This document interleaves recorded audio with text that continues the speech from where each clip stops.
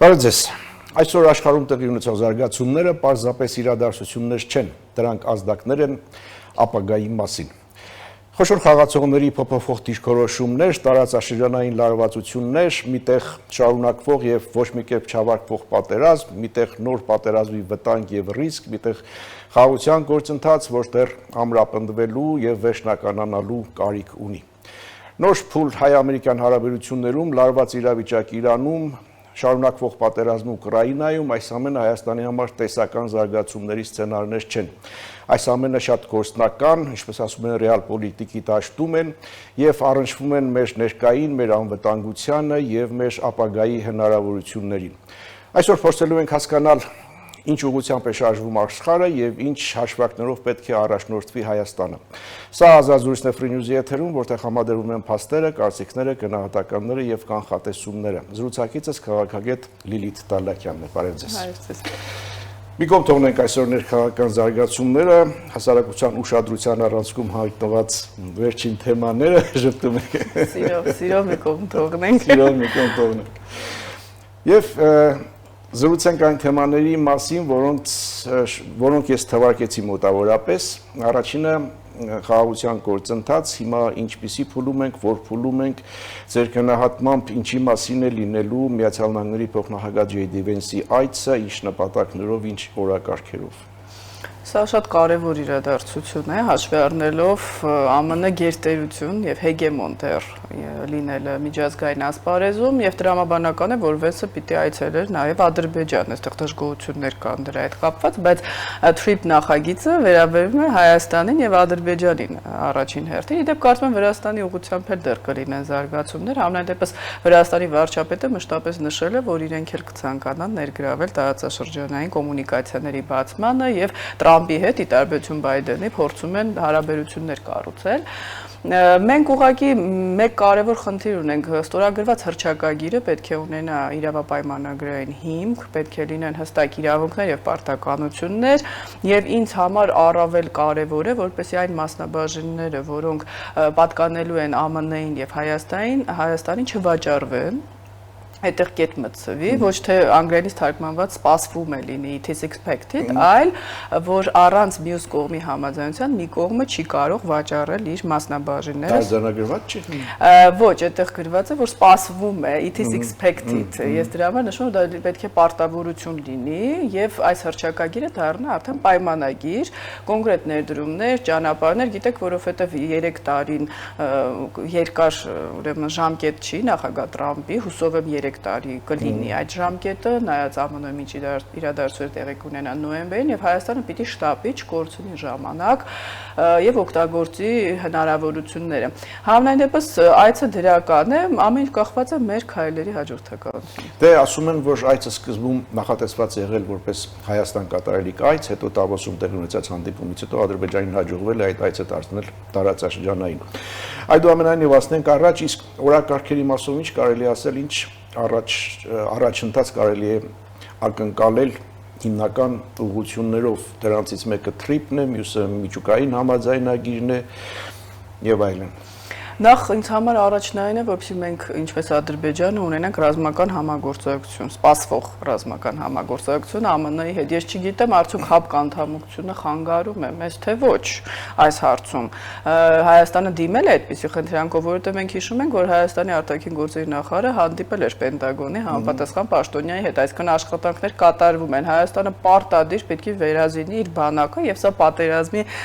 պատրաստվել չի, ինչ է Ալիևը պատերազմի է պատրաստվում, մենք պիտի փոխենք մեր բանակը լիովին ռուսական մոդելից տեղափոխենք ՆԱՏՕ-ի ստանդարտներին։ Հաջորդը խաղաղ միջուկային համագործակցությանն է վերաբերում։ Այստեղ իհարկե էներգետիկայի ոլորտի փորձագետները ավելի ճիշտ կլինի վերլուծություն անեն, շատերը նշում են, որ դա մեծ ձեռնտու չի, փոքր է այդ մոդուլային ատոմակայանը, համենայն դեպս կարծում Հայաստանի կառավարությունում կգտնվեն մարդիկ, որոնք կկարողանան բացատրություն տալ, թե վնասներ դա կլինի Հայաստանի համար, թե ոչ, որտեղ մենք գիտենք Ռուսաստանն էլ է առաջարկում իր ծառայությունները այս ոլորտում։ Պետք է խորացնել նաև համագործակցությունը TRIP-ի հետ կապված անվտանգության ապահովման, այսինքն Ռուսաստանը խոսենք բարբերաբար նշում է ինչ-որ երկաթուղու պատկանելիության եւ այլնի մասին, հիբրիդ հարձակումներ են հնարավոր, այսինքն պետք է հստակ անվտանգություն ապահովի ճանապարհներին, ինչպիսին են լինելու մասնաբաժինները, ինչ է նշանակում անխոչնդոտ անցում, արդյոք Ադրբեջանն էլ է նույնպիսի անցում տրամադրելու, թե ոչ, այսպես շատ լայն սպեկտր կա, մինչև ես կասեի նույնիսկ էկոլոգիական գործակցություն, որտեղ Հայաստանում շատ կան բնապահպանական խնդիրներ, ընդհանրապես կարծես բարձի թողի վիճակ է եղել Հայաստանում բոլոր ոլորտներում։ Շեցիկ ռուսական երկաթուղիները, ես ավելացնեմ Ռուսաստանի մտադրությունը ներգրավել TRIP նախագծի մեջ, ավելի ճիշտ ոչ թե մտադրություն, ասում են մենք կդիտարկենք ներգրավելու հնարավորությունը հաշվի առնելով նաև Հայաստանում մեր երկաթուղիների ունեցած փորձը։ Սրան ինչպես վերաբերել։ Հիշում եք, ասում էին, թե Հայաստանը այս նույն բանը առաջարկել է Ռուսաստանին եւ մերժում է ստացել, հիմա Ռուսաստանն ինքն է ցանկանում մասնակցել։ Ռուսաստանը որևէ իմաստ չունի ներգրավելու, որովհետև այս ճանապարհը շրջանցելու է Ռուսաստանին։ Սա միջին Միչանսկի մասն է, որը ուղղված է հենց Ռուսաստանի շրջանցելուն ռուս-ուկրաինական պատերազմի հետևանքով։ Հուսանք, չնայած կասկածում եմ Չինաստանն էլ կմիանա, որովհետև այնտեղ էլ տարբեր իրադարձություններ են տեղի ունենում, կխոսենք։ Այսինքն սա ոչ թե կլինի Միջին Ասիայից եկող ճանապարհներ դեպի Եվրոպա, այլ նաև Չինաստանից եկող ճանապարհներ։ Բայց Մարիա Զախարովայի հայտարարության մասին եք դուք խոսում, այնտեղ նա մի արտահայտություն է անում, որ դեռ ամեն ինչ սկզբնական փուլում է։ Իրենք միշտ թերահավատ են, Լավրովն էլ չէ, թերահավատ էր, որ TRIP-ը կգործի։ Ես մոտավորապես կասկածում եմ, թե ինչեր իրենք կարող են մտածել այդ ուղղությամբ։ Համենայն դեպս նախկին ԱԳՆ ղեկավարը Ադրբեջանի երբ խոսեց եւ Մեղրի երկաթուղուց էր խոսում, որ դա պատկանել է Ադրբեջանին եւ իրենք խոսեն Ռուսաստանին, ես դա շատ լուրջ եմ վերաբերում այդ հայտարարությանը եւ ուզում եմ հասկանալ, թե Ռուսաստանը եւ Ադրբեջանը այստեղ ինչ պահանջներ կարող են համատեղ ներկայացնել։ Այսինքն խնդիրը ինձ համար Ալիևը չի, խնդիրը այն է, թե Տրամփը Պուտինի հետ ինչ պայմանավորվածությունների կգնա այս տարածաշրջանում։ Բայց ինչ պայմանավորվածություններ, հա, հասկացանք սովետական միության ժամանակ այդ մի հատվածը ինչ-որ մի ժամանակով եղել է Ադրբեջանի երկաթուղիների վերահսկողության տակ, բայց անցել են ժամանակները, հիմա նոր նախագիծ, նոր խաղացողներ, TRIP եւ այլն ինչ պահանջներ պիտի ներկայացնեն։ Չէ, գիտեք, խնդիրը նույնիսկ ծիծաղելի է Մամեդյարովի ասածը, դա չի դիմանում քննադատության, իր տրամաբանությամբ Լեռնային Ղարաբաղը պիտի նորից ինքնավար մարզ դառնա։ Ես նշել էի, որ Հայաստանի իշխանությունների գլխավոր խնդիրն է ապացուցել Ադրբեջանին, որ անցյալը ձեռնտու չի, դեպ դրա մասին խոսվում է։ Այստեղ ժամանակ ձգելու հարցն է։ Հիմա բարձր չէ, որ Պուտինը խոսում է պատմությունից Ուկրաինայում, դա որևէ մեկին չի հետաքրքրում, պեչենեգները ինչ են արել կամ պոլովցիները, բայց նա բանակցությունների ժամանակ անընդհատ ձգձգում է եւ կարողացել է 1 տարի ձգձգել Ուկրաինայում բանակցությունները։ Հիմա նույնը գուցե այստեղ Ալիև ասի, այո, մենք շնորհակալ ենք, գիտեք այդ մեթոդը, Տրամփը խաղաղություն մրցանակ, բայց մենք ունենք հարցեր, գիտեք, եւ այդ բանակցությունները այնքան տևեն, մինչեւ ավարտվի Տրամփի ժամանակահատվածը կամ Տրամփը շեղվի ուշադրությունը։ Իմանաք Ուկրաինայի ղեկավարն ասում է, որ նոր բանակցությունները հետաձգվում են, քանի որ ԱՄՆ-ը զբաղված է Իրանում։ Այսինքն տպավորություն չունեք, որ եւ Միացյալ Նահանգները եւ Հայաստանը ցանկանում են պահպանել տեմպը այդ TRIP-ի իրականացման, ասենք հենց հիմա J.D. Vance-ի այցը դրա վկայություն չէ։ Ես տեսնում եմ, որ կան ինստիտուտներ, որոնք ցանկանում են դա պահպանել եւ դա կարեւորն է ամենա, որովհետեւ Տրամփի ուշադրությունը շեղվում է այս կամ այն ուղղությամբ, բայց եթե ներքաղաքական իրավիճակը այնտեղ լարվի, ինչին ես հետևում եմ, խոսում են Օբամային է, Տրամփն ասում պիտի ձերբակալենք, նոր մանրամասներ Էփշտեյնի գործում, ներքին հարցով միգրացիայի հետ կապված ցույցերը, տնտեսական խնդիրները քողարկելու նպատակով Տրամփը փորձում է Պաուստային ֆոնդի ղեկավարին փոխել, այսինքն Տրամփի ուշադրության շեղվելու հետևանք էր 2020 թվականը, հիշում եք։ Հիմա ես նույնը չեմ ուզում այստեղ, չեմ ցանկանում, որ այստեղ լինի, այսինքն ամեն ինչ կախված է նաև նրանից, թե Տրամփը եւ Պուտինը կգնան արդյոք մեծ գործարքի ինչ որ այլ տարածաշրջանում եւ Տրամփի խոսքերը օրը մեջ փոխվում են, ես դրա համար այդ վտանգը տեսնում եմ, բայց պարզ է, որ Հայաստանը եթե իր կողմից հասանելի քայլերը անի, մնում է արդեն ամերիկյան կողմը իր դիրքորոշումը պահի։ Գիտեք, նույն J.D. Vance-ը 1 ամիս առաջ խոսում էր, որ մենք իզոլյացիոն քաղաքականության կողմնակիցն ենք եւ այլևս որևէ տեղ չենք գործելու, բացի Չինաստանից։ Հիմա տեսնում եք, նա գալիս է Հայաստան։ Ես չեմ կարող օրը մեջ փոխվող բառերին 100% վստահություն ունենալ, բայց այն, որ սա փրկության ճանապարհ է Հայաստանի համար դուրս գալ ռուս-թուրքական ակցիանից եւ դա պետք է օգտագործել եւ օգտագործել արագ, դա միանշանակ է։ Հասկանալի է, հակասական հայտարարություններն ասում եք, թող որ այդ հակասական հայտարարություններով, բայց Միացյալ Նահանգները մյուս կողմից էլ Ռուսաստանն է փորձում այդպես վարվել, այսինքն ձևակերպում են նոր խաղի կանոնները, որոնք կարծես թե անդին են մեր իմացած միջազգային իրավունքի սահմաններից ու շրջանակներից։ Անցնենք առաջ, այսինքն այս բլոկի հետ կապված եւս մեկ հարց, կարծում եք J.D. Vance-ի այցի ընթացքում ինչ-որ մի նշանակալի քայլ, ինչ-որ մի նշանակալի առաջընթաց կարող է լինել, թեկուզ, ասենք, այսպես տեղեկատվական հաջողություն ապահովելու համար, թող որ, ասենք, հայ-թուրքական սահմանի հետ կապված ինչ-որ նորություն կլինի։ Խնդիրը այսպեսին է, ես կարծում հռչակագրային էլի բնույթ կունենան հայտարարությունները։ Ինչ հավանական է, որ հայ-թուրքական սահմանը երրորդ երկրի դա ամենահավանականն է այս պահին, իհարկե դա Հայաստանին որևէ բան չի տալիս տնտեսապես, ինչու, որովհետև եթե հարաբերությունները Եվրոպայի, Ռուսաստանի եւ ԱՄՆ եւ Ռուսաստանի միջև լարվեն, իսկ ես վստահ եմ դա տեղի ունենալու Տրամպը ուզի թե ոչ, Հայաստանը տնտեսական շրջափակումից դուրս գալու համար ունենալով պրոռուսական Վրաստան պիտի ունենա սահման Թուրքիայի հետ եւ Ադրբեջանի եւ Հայաստանը իհարկե ցանկանում է, ես տեսնում եմ Հայաստանի իշխանությունները բարբերաբար ինչ-որ օրեր են նշում, դա չի տեղի ունենում, որովհետեւ ես վստահ եմ, որ Էրդողանը դա չի ցանկանում, որովհետեւ նա կարծում է, որ դեռ կարող է Պուտինի հետ տարածաշրջանում եւ ոչ միայն տարածաշրջանում գործել։ Դա կախված է ամերիկյան ճնշումից, այն որ Տրամպի վարչակազմը միանշանակ կարող է դա ստիպել Էրդողանին, հաշվի առնելով տնտեսության վրա ԱՄՆ մեծ ազդեցությունը, միանշանակ է կստիպեն թե ոչ, հաշվի առնելով Թուրքիայի կարևոր դերը հիմա մերձավոր արևելքում, Սիրիայում, շուտով կարծում եմ Լիբիայում, ես չեմ կարող ասել, որտեղ ում հաշվին ինչ տեղի կունենա, բայց այն որ սահմանի հետ կապված գուցե ձեր ասած ձեր նշածի պես լինեն ինչ որ սիմվոլիկ քայլեր, դա ես չեմ բացառում։ Խոսեցինք Տրամպի հակասական հայտարարությունների մասին, մեկ սպառնացող, մեկ հետքայլ անող եւ այլն, եւ այստեղ կարևոր նշանակություն տվեցինք նաեւ Միացյալ Նահանգների ներքաղաքական իրավիճակին, տարբեր պատճառներ բերեցիք, թե ինչու ներքաղաքական վիճակը այնտեղ կարող է լարվել, Իրան այդ պատճառների թվում է։ Այո, շատ հետաքրքիր հարց եք բարձրաձայնում, ինչու ԱՄՆ-ն չի գնում կտրուկ քայլերի Իրանում։ Պարզ է, որ ԱՄՆ-ն լիովին ունակ է, նույնիսկ Իսրայելը լուրջ հարվածներ եւ վնասներ հասցնել, եթե ոչ ֆատալ, ես կասեի, Իրանին եւ տնտեսությանը եւ վերնախավին, բայց ԱՄՆ-ում դա մեծ դժգոհություն կառաջացնի։ Նույնը Գրենլանդիայի հետ կապված էր, Տրամպը հաշվի առնելով, որ բնակչության 85%-ը դեմ է Գրենլանդիայում ցանկացած միջամտության, մեկ օր հետո փոխեց իր որոշումը։ Իդեպ նույնը Բայց հիմա նորից է ասում եք Գրենլանդիան կլինի այսինչ երրորդ նահանգը, Կանադան կլինի այսինչ երրորդ նահանգը։ Նա պիտի ցույց տա, որ ինքը իր քայլերից հետ չի գնացել, բայց եկեք հայտարարություններին չնայենք, որևէ գործնական քայլ չկա։ Կամ նա վերջերս հանդիպել է Կանադայի նահանգներից մեկի սեպարատիստների հետ, այնտեղ Ալբերտա է կոչվում, նրանք ուզում են անջատվել եւ ռեֆերենդում անել, հանրաքվե Կանադայից անջատվելու համար։ Պարզ է, որ դա հեքիաթ է, դա բուտաֆորիա է, բայց Տրամպը օգտագործում է ճնշման բոլոր իրեն հայտնի լծակները։ Իդեպ նույն Մինեսոտայում, երբ ներքաղաքական իրավիճակը լարվեց եւ ժողովուրդը դուրս եկավ փողոց, նա հանեց IC, ուրեմն ոստիկաններին, այսպես ասենք, ոմանց եւ նշեց, որ ինքը որևէ խնդիր չունի դեմոկրատ ղեկավարի հետ։ Այսինքն Տրամպը մի անգամ ճնշում է, հաջորդ անգամ հետ է գնում, ինչպես գրված է իր գրքում։ Նա այդպիսի գիրք ունի։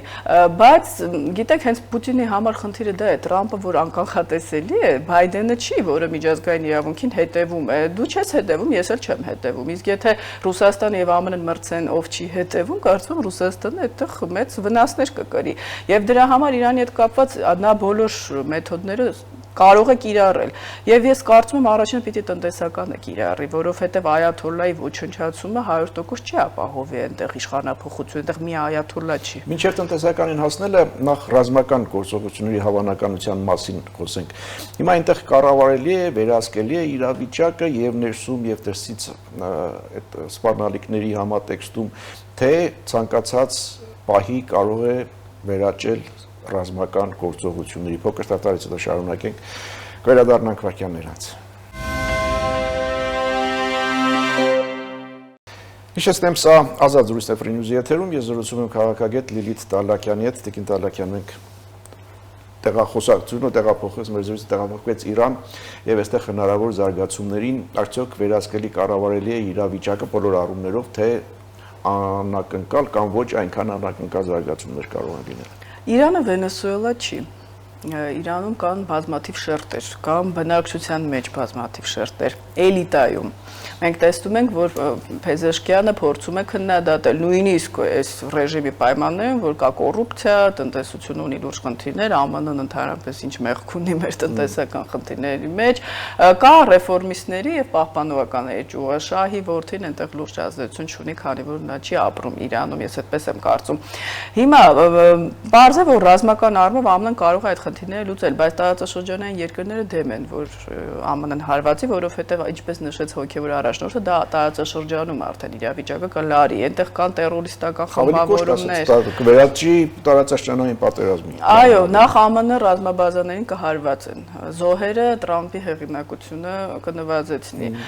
Հետո Սաուդյան Արաբիան դեմ է։ Իդեպ շատ հետաքրքիր բան տեղի ունեցավ, երբ Թուրքիան առաջարկեց, որպեսզի Սաուդյան Արաբիան, Թուրքիան եւ Պակիստանը երեքով կոալիցիա ստեղծեն այս գործողությունների ժամանակ, Սաուդյան Արաբիան հրաժարվեց, սա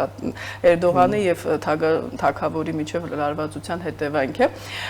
բայց բոլորը դեմ են այդ հարվածին, տարօրինակ կերպով, նույնիսկ Ադրբեջանը եւ Թուրքիան, որոնք Իրանի թշնամի են, որովհետեւ իրենք հասկանում են, թե այդ միգրացիան միլիոնավոր մարդկանց, այնտեղ ամբողջ Հեզբոլլա, Համաս, հուսիտներ, տերորիզմ է։ Կարծեմ արդեն որոշակի միջոցառումներ է ձեռնարկվում, որպեսզի հավանական այդ խոսքը կարողանա կանխարգելել։ Բայց մենք գիտենք, որ Իրանում քրդերը շատ ակտիվ են։ Թուրքիայում քրդական խնդիր կա։ Պարզ է, Սիրիայում գնացին համաձայնության, բայց քրդերը նշում են, որ իրենք պահելու են զենքերը, ուղղակի ինտեգրվելու են սիրիական բանակ, որոշակի իրավունքներ ունենալու, Էրդողանը դրան դեմ է, այսինքն այնպես չի, որ քրդական հարցը լուծվել է։ Իրանը շատ բարդ խնդիր է։ Այստեղ ամեն ինչ կախված է նրանից, արդյոք Տրամփը պատրաստ կլինի որոշակի հեղինակազրկում ժամանակավոր ունենալ, որպեսզի այդ հարցը լուծի։ Բայց ես դրա համար նշում եմ, ամենալավ տարբերակը Իրանի բլոկադան է, լավ տարբերակ նկատի չունեմ մեզ համար, ԱՄՆ տեսանկյունից ճակերտավոր, որովհետեւ տնտեսապես Իրանը ավելի լուրջ խնդիրներ ունի եւ ցույցերը նորից վերսկսեն։ Ուղղակի այնտեղ ժողովրդին Տրամփը խոստացել էր օգնել, հիմա արդյոք այդ մարդիկ նորից կհավատան թե ոչ, բայց Իրանի ամենաթույլ կողմը օգնությունը ճանապարհին է։ Այո, Իրանի ամենաթույլ կողմը իր ներքին խնդիրներն են, տնտեսական եւ 30,000 զոհի մասին են խոսում արդեն, այսինքն այդ մարդիկ չեն մոռանալու դա։ Ես կարծում եմ, որ ԱՄՆ-ն փորձելու է նորից ներքին ինչ-որ ցնցումներ առաջացնել, որպեսզի արդեն էլիտայում փոփոխություններ տեղի ունենան, ռազմական էսկալացիան ես չեմ կարծում ԱՄՆ-ի համար կարճաժամկետ հեռանկարում ինչ-որ դրական բան կա, բայց մենք գիտենք, որ Տրամփը կողմնակից է արագ SVO-ների, նա Պուտինի պես չի պատրաստում 4 տարի գնալ 5 մի տեղ կռվել։ Եվրամիության դիրքավորումը Ինչ փոխադարձ բաների մեկ մյուսին ահաբեկիչ բանակը ճանաչում։ Քսիրի հետ կապված էր Պահապանների կորպուսի, որ ներգրավեցին, իդեպ առանց հիմքի չի։ Հիմա Իրանն է եվրոպական երկրների բանակների ահաբեկչական։ Այո, բայց եվրոպական երկրների բանակների համար դա խնդիր չի ստեղծում։ Իսկ Իրանի համար ստեղծում է, որովհետև Իրանի այդ կորպուսը իսլամական պահապաններ իր բանկը ունի, ՍԱՊԱ։ Իդեպ հենց այդտեղ խնդիրներով է պայմանավորված, ես դրա մասին խոսել եմ տնտեսության մեջ, ինֆլյացիան, որովհետև այդ բանկը լուրջ կոռուպցիոն սխեմաներով է զբաղված, այսինքն սա հարվածելու է Իրանի ռազմական ուժերի, տնտեսական այսպես կարողություններին։ Ես վստահ եմ, որ Եվրոպան ցանկանում է Իրանի հետ գնալ համաձայնության, գիտենք, պարբերաբար խոսում է միջուկային գործարքի մասին, Եվրոպային պետք է Իրանի նավթը եւ գազը ի հակակշիռ Ռուսաստանի, բայց դες վերնախավը որևէ հնարավորություն չի ստեղծում բանակցությունների եւ կարծում եմ արդեն հոգեվոր առաջնորդը ինքը խանգարում է հենց Իրանում այն ուժերին, որոնք ցանկանան դուրս գալ այս վիճակից։ Ասացիք, թե տարածաշրջանային երկրները դեմ են ռազմական գործողություններին, անկախ նրանից, թե իրենք ինչպիսի հարաբերություններ ունեն Իրանի հետ, դա վերաբերում է նաև Ռուսաստանին։ Ռուսաստանի դիրքավորումն ինչպիսին է։ Միանշանակ վերաբերում է Ռուսաստանի նախ հեղինակության առումով կորցնել հիմա էլ Մադուրոյից հետո հոգևոր առաջնորդը։ Այո, բացի այդ ես նշեցի Ռուսաստանի համար չափազանց կարևոր է, որ Իրանը մնա սանկցիաների տակ։ Իդեպ դա Զարիֆը նախկին արտգործնախարար Իրանի ասել է, իրանական նավթը եւ գազը եթե մտնեն շուկա, դա մեծ վնաս է հասցնելու Ռուսաստանին։ Հետո Ռուսաստանը շահեդներ է գնում Իրանից, իհարկե ինքն էլ է արդեն իր արտադրությունը սկսել, բայց էլի օգնություն է։ Բացի այդ տարածաշրջանում ԱՄՆ-ի դիրքերը թույլատնելու նպատակով իհարկե Ռուսաստանին ձեռնտու ունենալ այսպիսի Իրան։ Միանշանակ Վլադիմիր Պուտինին ձեռնտու չի եւ դա միայն Պուտինին չի վերաբերում, դա Ելցինյան ժամանակահատվածին էլ իդեպ հոգեվոր առաջնորդի նախկին իրականացած հեղափոխության արմատները շատերը տեսնում են նաեւ ռուսական հատուկ ծառայությունների մոտ, այնպես որ միանշանակ եթե Իրանը կորցրեց Ռուսաստանը, արդեն սա լուրջ խնդիրներ առաջացնելու շատ լուրջ։ Ռուսաստան, Ուկրաինա, այստեղ ինչ է կատարվում։ Ես հայտարարություններ, հանդիպումներ, շփումներ, հիմա էլ առաջիկայում հաջորդ շաբաթ կարծեմ հերթական հանդիպումը։ Դե խոսում եմ, որ կարող է հետաձգվել հանդիպումը, Զելենսկին հայտարարեց, որ Իրանի շուրջ։ Մեկը հետաձգվեց ոնց որ հիմա այո, Իրանի շուրջ տեղի ունեցած իրադարձությունների հետ կապված ԱՄՆ-ն հիմա զբաղված է, այսպես բացատրեցին, սա որևէ բան չի կարող տալ այս հանդիպումները, որովհետև տեսեք, ասում են մեկ հարց է մնացել, բայց հենց այդ մեկ հարցն է լուրջ հարցը, եւ իդեպ դա խորամանկություն է, մի հարց լուծվի, Պուտինը կասի երկու հարց է մնացել։ Մի փոքր նման է։ Ձևակերպում կար, չէ, համաձայնեցված չէ ոչինչ, եթե համաձայնեցված։ Այո, դա դիվանագիտության մեջ հայտնի, եթե մի կետը համաձայնեցված չէ, ուրեմն չկա պայմանագիր, դեպ դա վերաբերում է նաև հանրաքվեի պահանջներին եւ սահմանազատման մեր հարևան երկրի ղեկավարից, այսինքն ասել, որ մի կետ է մնացել, դա նշանակում է չկա խաղաղություն, ուղղակի այնտեղ ռազմական գործողություններ են, բայց գիտեք, ես կարծում եմ եւ արևմուտքում էլ նշում են, որ ամենահիմը հարմար պահն է, որպեսզի հրադադար լինի, ոչ թե խաղաղություն, որովհետև Տրամփին պետք է ընտրությունների ժամանակ դեմոկրատների ողջ քննադատությունը լինելու է նրա վրա, որ դու չես կարողացել որևէ տեղ խաղաղություն բերել, որտեղ էլ բերել ես Կամբոջայից մինչև Ուկրաինա,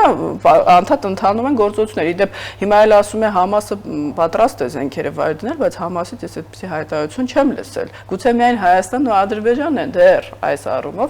օգտաբեր։ Դրա համար Ջեդիմես հենց այստեղ է գալիս, դա նաև հեղինակության համար է կարևոր, բայց եթե հրադադար լինի, Ռուսաստանը այլ տարածաշրջաններում է փորձելու նորից իր դիրքերը վերագտնել։ Ես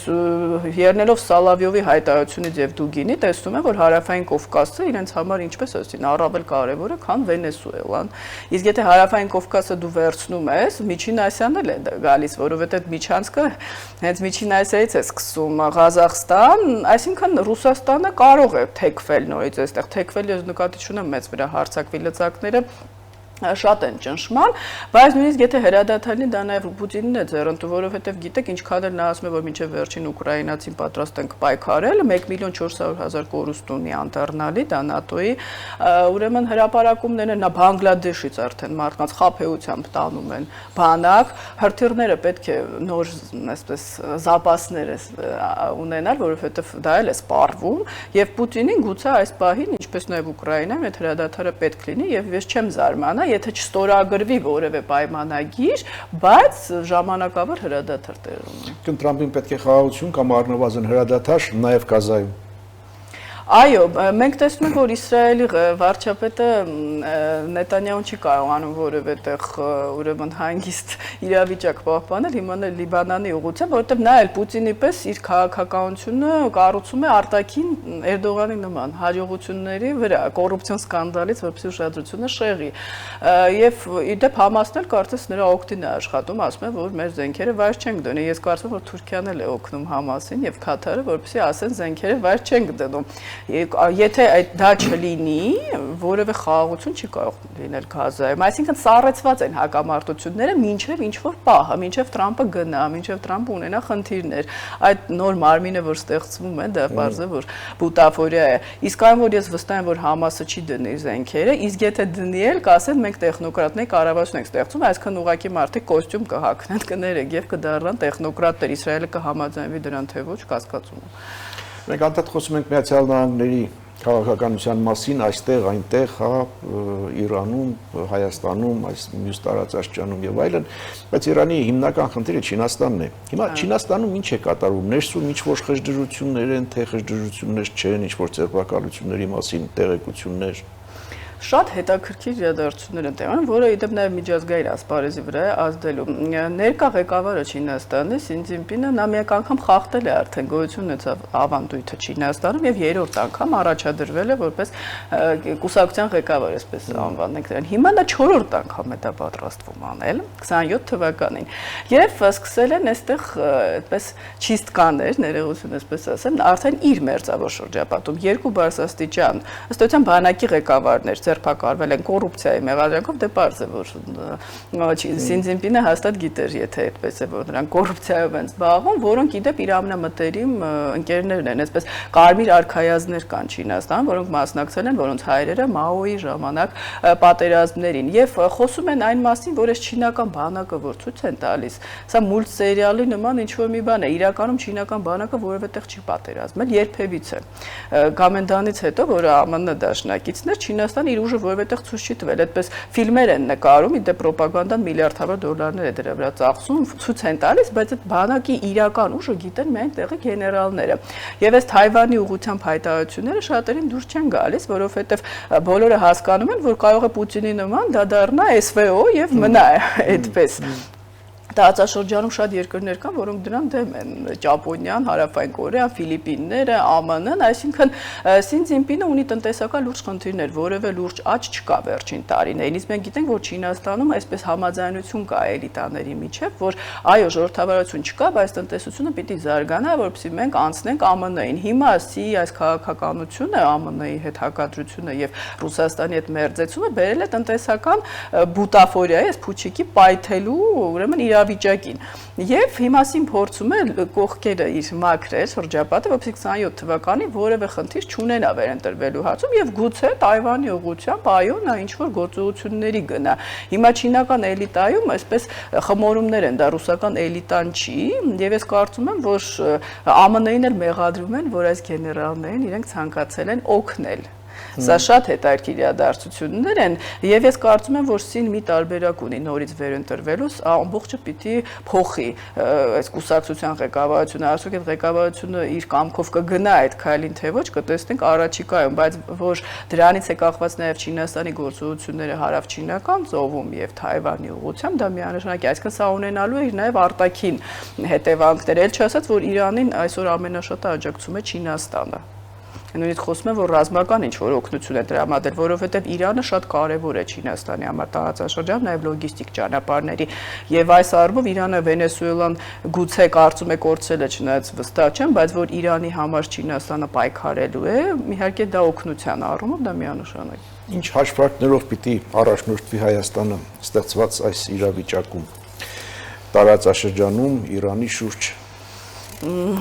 Հայաստանը պիտի առաջնորդվի, իհարկե դա Ալիևի միտքը չի, Ադրբեջանի քաղաքականությամբ։ Պիտի վերազինի բանակը, պիտի ձեռք բերի նոր դաշնակիցներ, որքան հնարավոր է շատ, պիտի իր տնտեսությունը կարգի բերի, նոր աշխատատեղեր ստեղծվեն, որովհետև գիտեք, եթե մենք Ռուսաստանի հետ ունենանք խնդիրներ եւ այնտեղից միգրացիա տեղի ունենա, մենք այդ մարդկանց պիտի կարողանանք ապահովել աշխատատեղերով։ Բանակը նշեցի, միայն զենքերի մասին չի խոսքը, ստանդարտների վերափոխման, ներքին էս արդարադատության իրականացման հետ կապված ժողովրդին 50 մասի բաժանելը պետք է ավարտվի։ Համենայն դեպս մենք պիտի հասկանանք մի բան, ներքին հարցում մենք որքան էլ սցենարներ գծենք Հայաստան եւ Ադրբեջանը երկրներ են, որոնք ենթարկվում են արտաքին ազդեցությունների։ Այդպես ասել, այսօր անցանք լավա տեսնենք վաղը ինչ կլինի, սա երկարատև ռազմավարություն պիտի Հայաստանը ունենա եւ առանց աղմուկ բարձրացնելու Սոլովյովների հետ ինչ որ անիմաստ վեճերի բռնվելու, նրանք նորություն չեն ասել մեզ համար, մենք պիտի մեր շահերը հասկանանք, որ երկրներն են համակնում, իդեպ նույնիսկ արաբական երկրներ, Սաուդյան Արաբիան մեծ երկիր է, այստեղ մի փոքր ներդրում անել է իրենց համար լուրջ խնդիր չէ։ Իդեպ նույն Կանադա հետ կապված, տեսեք, Կանադան թվում է թե ինչ ռազմական գերտերություն է, բայց Կանադան Թուրքիայի Նեֆտասվեցի համար մասեր էր հիշում եք տալիս, իդեպ 44 օրյա պատերազմից հետո միակ երկիրն էր, որ դադարեցրեց Հայաստանի հետ կապված, այսինքն Կանադայի հետ պիտի խորացնել, ոչ թե ուղղակի հռչակագրեր ստորագրել, այլ բերել ներդրողներ, վերազինել բանակը եւ նորից եմ կրկնում համերաշխություն ապահովել հասարակության մեջ, որովհետեւ պարակտված հասարակությունը դա լուրջ խնդիր է առաջացնում Հայաստանի համար։ Շնորհակալ եմ զրույցի համար։ Հետևենք իրադարձությունների զարգացումներին։ Աշխարհը շարունակում է գտնվել հարագընթաց փոփոխությունների այս ժամանակահատվածում, որտեղ խոշոր խաղացողները որոշումներ կայացնում են ոչ միայն բանակցային սեղանների շուրջ, այլև երբեմն կամ հաճախ որոշումները կայացվում են ուժի կամ ուժի սպառնալիքի ցուցադրումով, նման իրավիճակում փոքր երկրները, այդ թվում նաև Հայաստանը, կարիք ունեն ոչ թե էմոցիոնալ արձագանքների, այլ սառը հաշվարկների եւ սեփական շահերը երկարաժամկետ կտրվածքով հաշվարկելու եւ սպասարկելու ճանապարհով։ Սա ազատ զրույցներ Free News-ի եթերում, որտեղ մենք դիտարկում ենք ոչ միայն իրադարձությունները, այլև փորձում ենք հասկանալ դրանց իմաստը եւ բովանդակությունը, եւ զրուցում էի քաղաքագետ Լիլիթ Տալակյանի հետ, բան մնացեք, կհանդիպենք։